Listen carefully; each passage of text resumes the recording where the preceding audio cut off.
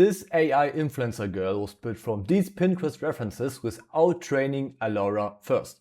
I'm going to show you the exact workflow I use to turn a few reference images into a new synthetic creator face, and then use that face to create images that feel like a real girl, not just some random AI girls you see on the internet. And that is the difference between random AI pictures and a creator that actually makes money. Most people think the hard part is training the LoRA, but it's not, trust me. The hard part is building a creator that does not fall apart after 5 images when it comes to SFV and especially to not safe for work content. For this build, I'm using my own ComfyUI workflows and custom node from the Matrix Lab pack. The workflow is pretty simple, to be honest. I don't start with training, I start with the direction. First, we use Pinterest to find the type of creator we want to build, not to copy one person, but to understand the look we are going for. Then I bring those references into my face merge workflow in ComfyUI and create a new face from that direction. After that, I test if the face actually works across multiple images, because one picture means nothing if the next 5 looks like a totally different girl. If the result holds up, that becomes the base we can build on later. And later in the video, I will show you how to get the prompt library I'm using for free. So before we touch anything, we need one thing: a clear visual direction. So let's start with Pinterest. The first mistake people make here is opening Pinterest and saving every pretty girl they see. That gives the workflow no clear direction. If I want to build a blonde creator, I'm not looking for the most beautiful image on Pinterest. I'm looking for a reference that feel like they belong to the same creator type. So when I search for something like blonde girl, blonde model selfie or blonde Instagram portrait, I'm watching the overall direction. The workflow needs a clear signal. It needs to understand what kind of creator we are trying to build. For this build, I will pick around 3 to 5 images. That's, in my opinion, enough to give the workflow a clear signal without making it too messy. Once I have them, I save everything into one folder and bring it into the face merge workflow. This is the workflow. You can see that I have 2 branches here. The top branch is for NanoBanana and the bottom branch is for ChatGPT Image 2. For this build, I'm using Image 2. That's the new image model from OpenAI. I still use NanoBanana 2 and NanoBanana Pro. They are still good models in my eyes, but after a lot of generations, Image 2 gives me a slightly more realistic look when it comes to generate faces and details for this specific step. At the top of my custom node setup, I have the face merge prompt. This prompt tells the workflow how to combine the reference images into a unique creator face instead of just making another random AI girl. Then I use the Matrix Image to edit node.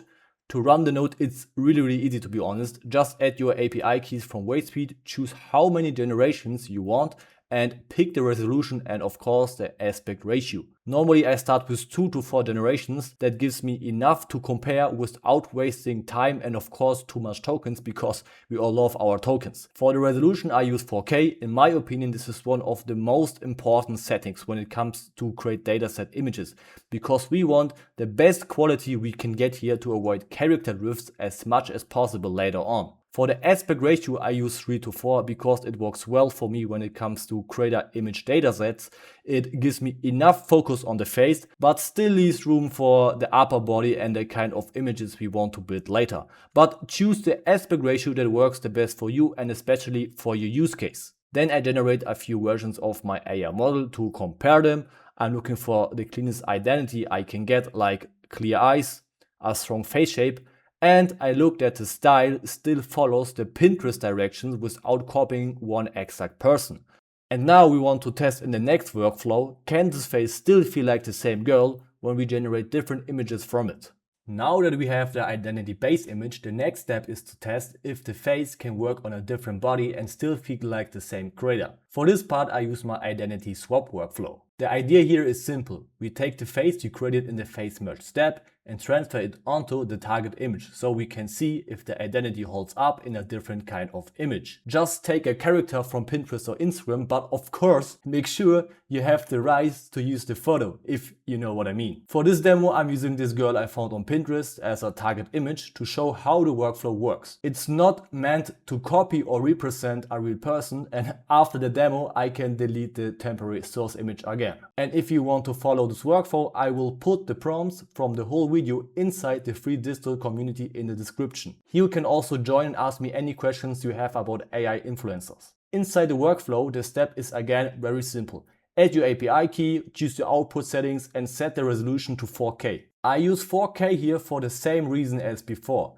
The cleaner the source output is, the easier it is to judge if the identity is actually stable. If the image is soft or low quality, you might think the workflow is bad, when the real problem is just the input quality is bad. So after the workflow runs, I check the results I got from it. Does the face still match the base image? Does the eyes and mouth stay stable? Does the skin look realistic? And does the image still feel like one consistent character instead of a random face swap? I think we got a pretty solid outcome. Now do the steps 3 to 10 times that we have enough images to create the real dataset. Now we come to the real dataset workflow to turn those strong test images into the first usable dataset for our AI model. This workflow has 3 branches. At the top you can use Nano Banana 2 and Nano Banana Pro like in the other ones, and also Image 2 in the middle, and at the bottom there is Seedream 4.5, which gives the workflow more uncensored flexibility if you want to create not safe for work dataset, what I can show you here because of the YouTube TensorFlow service. Every workflow here has 6 image slots, so I don't throw every image in here. If I have 10 images for example, I still only pick the best ones. But you can also only use 4 images if you want to, like I'm doing it now.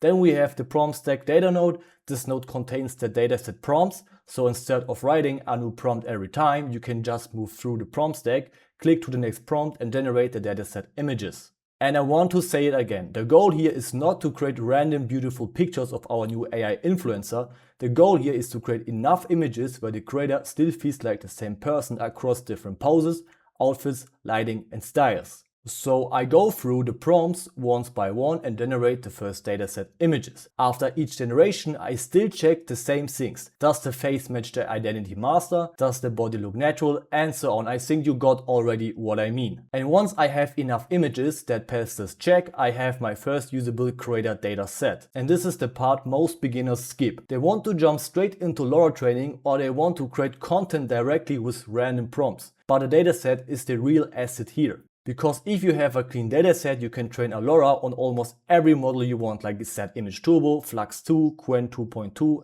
you name it. Because you are not training on random images anymore, where the face looks different every 2 images. You are training on a controlled identity, and I think that should be the goal. Or you can use this dataset directly with API models and create SFV and more advanced NSFW content, because now you have a clear visual base. And once you understand this workflow, you can repeat it for any creator you have. And if you want the full Matrix Lab workflows, custom nodes and setup nodes, you can find them inside the Matrix Lab community in the description. Subscribe and give it a like if it helps you, and feel free to write some video ideas in the comments. So see you in the next video. Bye.